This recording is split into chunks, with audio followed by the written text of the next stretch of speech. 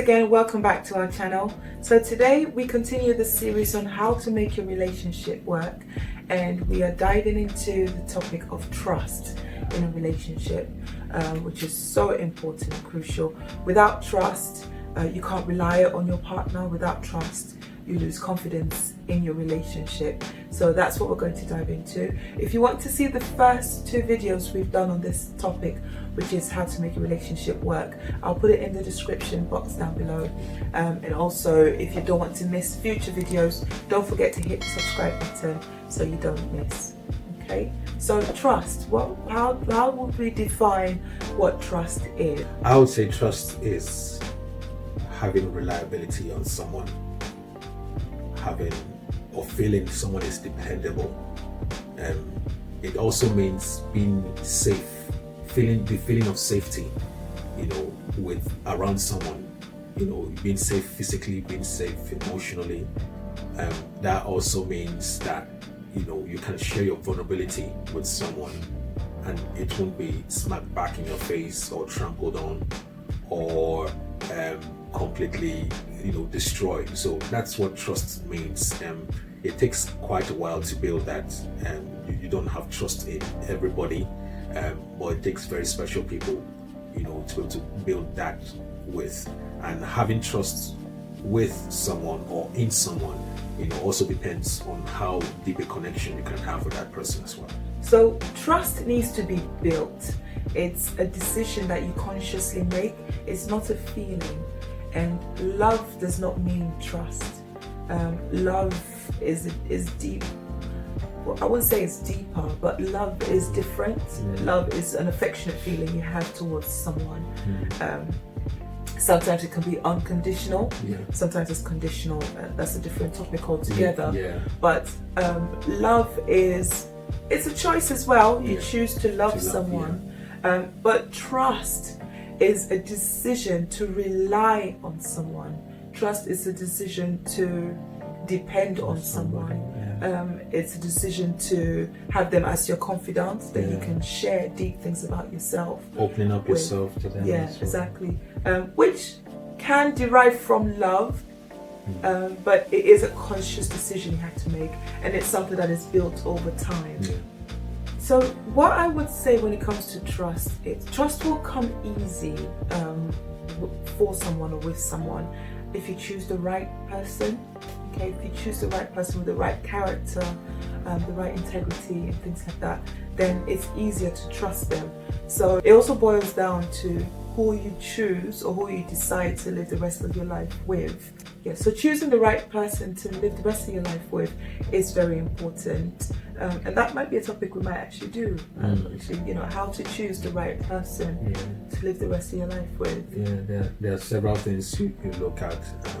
Well, like she said, it's another topic for another day. Yeah, exactly. So let us know. Just leave a comment down below if that's a video you'd like to see us do. We'll definitely do that. Yeah, and probably just maybe put pointers as to, for you, what you look out for if and when you're picking someone to live the rest of your life with. What are things that stick out for you as well? Yeah.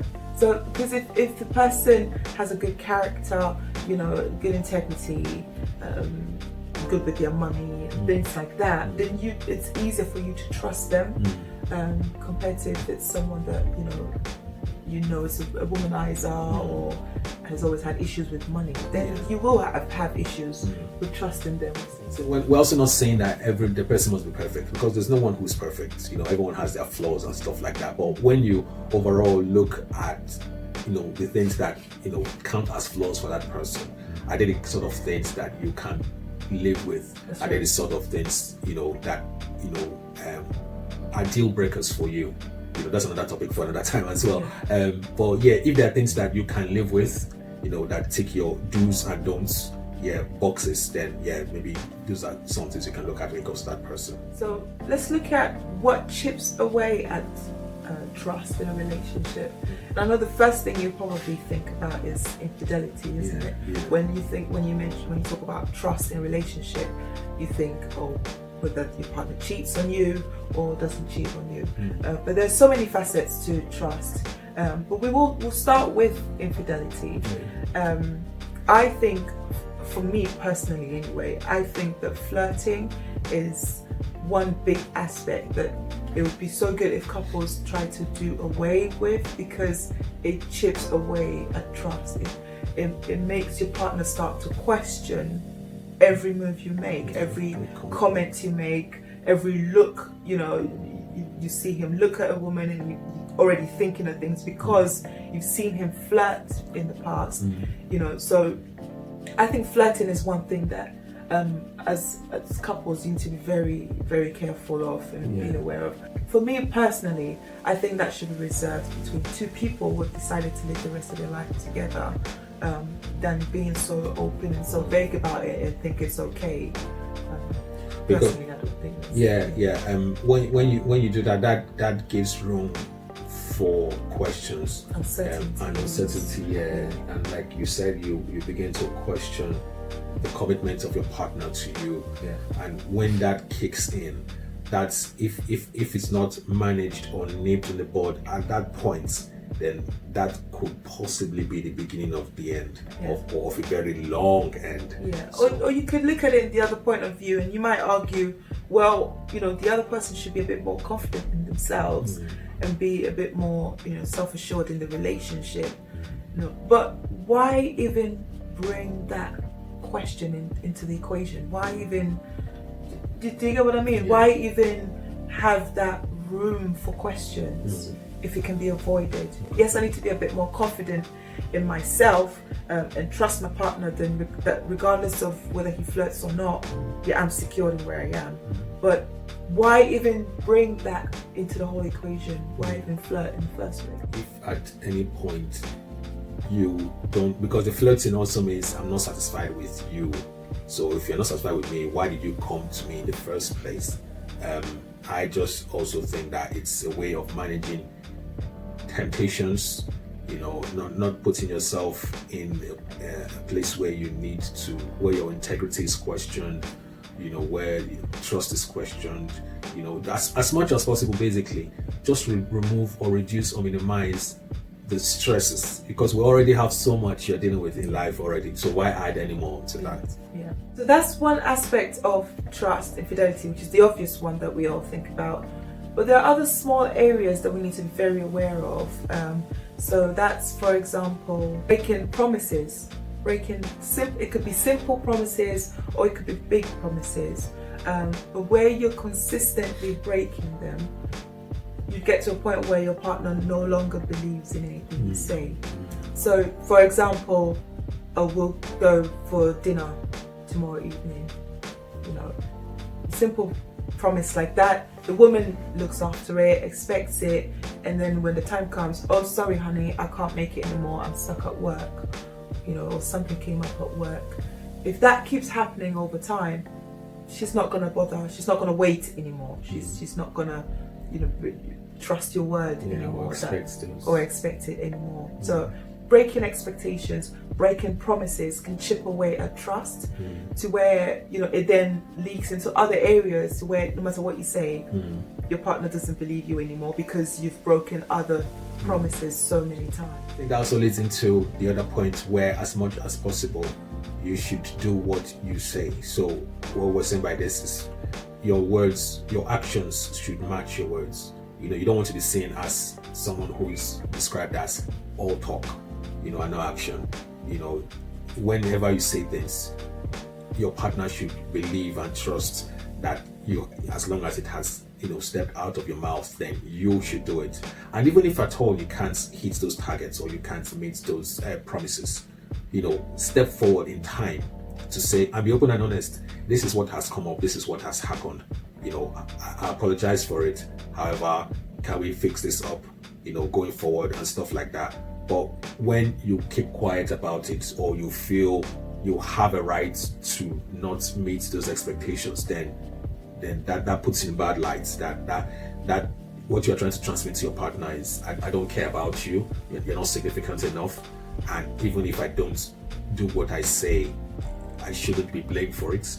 So it's very important that your words match your actions. I would rather you say to me, honey, I don't know when we're going to be able to go out to dinner because of the way work is. So as soon as I know, as soon as it's clear, I will let you know. I'd rather you tell me that then say, oh, next week we'll go out, when you fully know you're not sure whether it will be possible or not, but you're just saying it just to keep me quiet. Another area as well where you can chip away at the trust that you have between you as a couple is lying or withholding information. And it could be what we call innocent lie, where you feel you're trying to protect your partner's feelings, or you're trying to protect them, but then they find out later on, and it makes things just as bad, if not worse. So, and withholding information or lying, it could be in financial area, it could be something about your past, any of those things. Once it comes to light, which is what lies are, they always come to light. Once it comes to light, it then becomes a massive issue, compared to if you had braved up to talk about it in the first place. Then at least you would have that respect that you came forward to talk about it first. The issue of even lying, you could even have a situation where you're distorting information, to make yourself look good, or to try and cushion the reaction of your partner and stuff like that. It can be really complex and really complicated, but there's a saying: honesty is the best policy. As much as possible, being honest and open about things going on, will put you in good light, will also promote peace and harmony at home, minimize conflict. When it comes to areas like money, you have a lot of people who are running in a house having several accounts, and even your partner doesn't know how much is coming in from your end. Those sort of things chip away at trust, and it's very difficult to believe what your partner is saying, because you're living your life together. So I find it really difficult how a couple can live together and yet don't know certain things about each other, like don't know the finances, or don't know the past, their past, their past hurts, their past feelings, because all of that makes you who you are today. So if you're not sharing that, if you're hiding that, then your partner's living with a stranger, basically. And to hide your finances as well, you're basically saying, this is mine, I'm not sharing this with you. And that is a big issue if you have that, because how do you build trust if you're not being open and honest? And also with regards to past hurts and stuff like that, you find out that because of the experiences people have had in the past, they transfer that mistrust into the current relationship where they are now, so that what it then means for the new partner is they have to work doubly hard to try to earn the trust, or to try to earn your trust, which is one, unfair for them, which means that every single step will be questioned. It's life is complex, and we all get hurt at certain points at one point or another. But it's very important that you analyze and you scrutinize your relationship for what it is, and not paint it with a brush of the past. Just so that there's an objective, try and maintain an objective view of what's going on. So it's like making assumptions. We talked about this in the first video, which I'll leave the information right here above, where you use past experiences to determine what it is now. So your brain has a way of sort of gathering past information and sort of making an assumption for you to then use that to apply to what's going on now.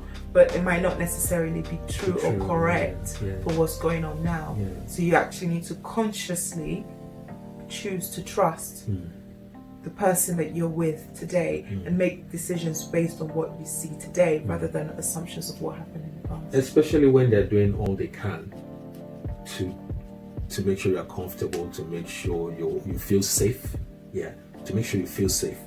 Sometimes we go into that self-destruct mode where we start to, or where you could start to think, there's nothing he can do to make me feel protected or safe, because all men, for example, it's a very common statement, all men are the same.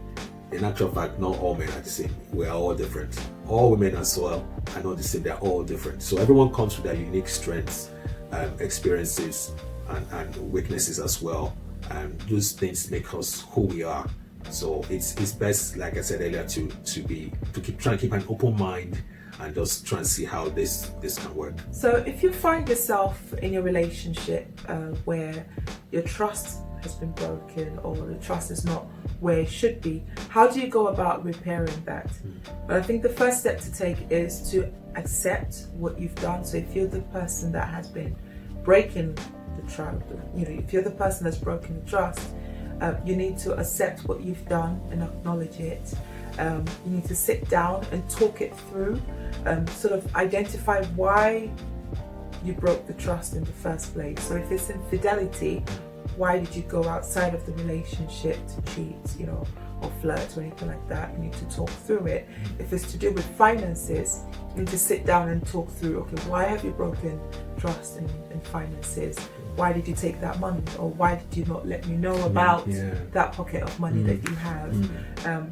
You need to talk through it, because if you can identify why you broke the trust in the first place, then together you can start working towards building that trust back. In the same vein, building trust takes time.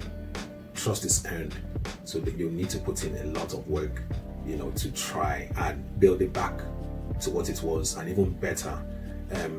The lessons and experiences we have or face in life make us who we are, and they inform our actions and decisions going forward.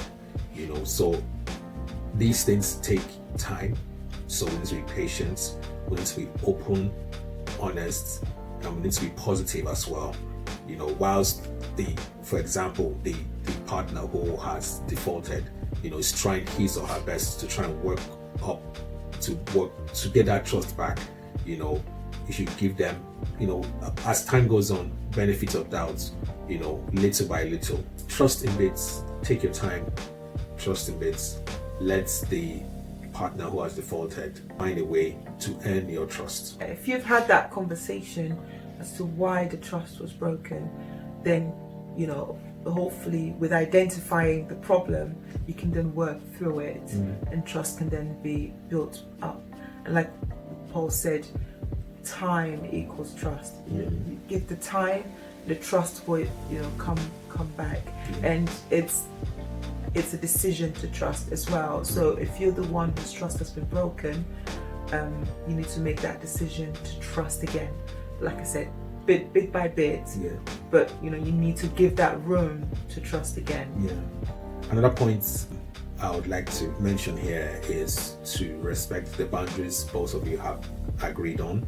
So things that are, for example, deal breakers between both of you, things that you will not tolerate in a relationship for both of you, stick to those things. Because when you do that, you're telling the other partner that you are significant to me, I respect you, and vice versa as well. So when those boundaries are identified, agreed, then keep to it, stick to it.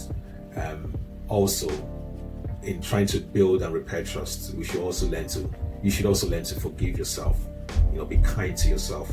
Things may have happened in the past, it's all well and good, but they have brought you to where you are today and made you the very special, strong person that you are today. So it can only be upwards from here. Trust yourself, be kind to yourself, and forgive yourself. Thanks for staying tuned with us.